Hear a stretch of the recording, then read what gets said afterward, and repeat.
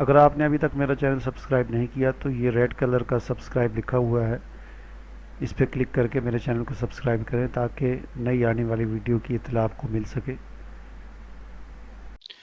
السلام علیکم ورحمۃ اللہ وبرکاتہ۔ آج کی اس ویڈیو میں جس کتاب کا میں آپ کو تعارف کروانے جا رہا ہوں، اس کتاب کا نام ہے محاضرات شریعت۔ یہ بھی ڈاکٹر محمود احمد غازی رحمہ اللہ، جو انٹرنیشنل اسلامک یونیورسٹی اسلام آباد کے صدر رہے ہیں، ان کی یہ کتاب ہے، اور یہ وزیر مذہبی امور بھی رہے ہیں، بہت بڑے جید عالم تھے۔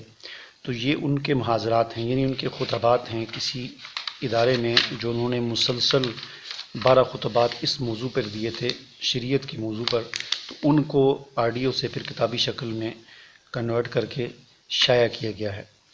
تو اس میں بھی شریعت کے موضوع پر 12 خطبات ہیں۔ پہلا خطبہ جو ہے اسلامی شریعت کا تعارف ہے کہ شریعت کیا ہے، اسلامی شریعت کیا ہے۔ دوسرا خطبہ ہے اسلامی شریعت کی خصوصیات، اس کے مقاصد اور اس کی حکمتیں۔ تیسرا خطبہ ہے امت مسلمہ اور مسلم معاشرہ۔ چوتھا خطبہ ہے اخلاق اور تہذیب اخلاق۔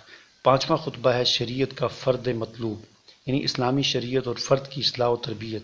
اور چھٹا خطبہ ہے تدبیر منزل، اسلام میں ادارہ خاندان اور اس کی اہمیت۔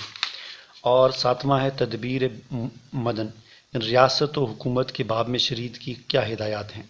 اور آٹھواں خطبہ ہے تزکیہ اور احسان، اور نواں خطبہ ہے عقیدہ و ایمانیات، نظام شریعت کی اولین اساس۔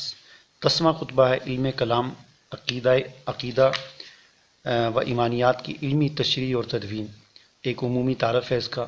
اور 11واں خطبہ ہے اسلامی شریعت دور جدید میں، اور 12واں خطبہ ہے اسلامی شریعت کا مستقبل اور ملت اسلامیہ کا تہذیبی ہدف۔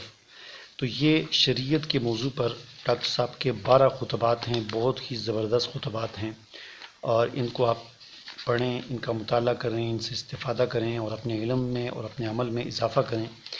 اور اس سے بہترین جو ہے وہ کتاب اس موضوع پر شاید آپ کو نہ ملے، بڑی ہی زبردست کتاب ہے۔ اور ڈاکٹر صاحب کی اس کے علاوہ بھی اور بہت ساری کچھ کتابیں ہیں، جن کو آپ جو ہے وہ اس کی فہرست دیکھ سکتے ہیں یہاں پر۔ تو میں امید کرتا ہوں کہ آپ کو یہ کتاب پسند آئے گی، آپ اسے ضرور خریدیں گے اور اس کا مطالعہ کریں گے۔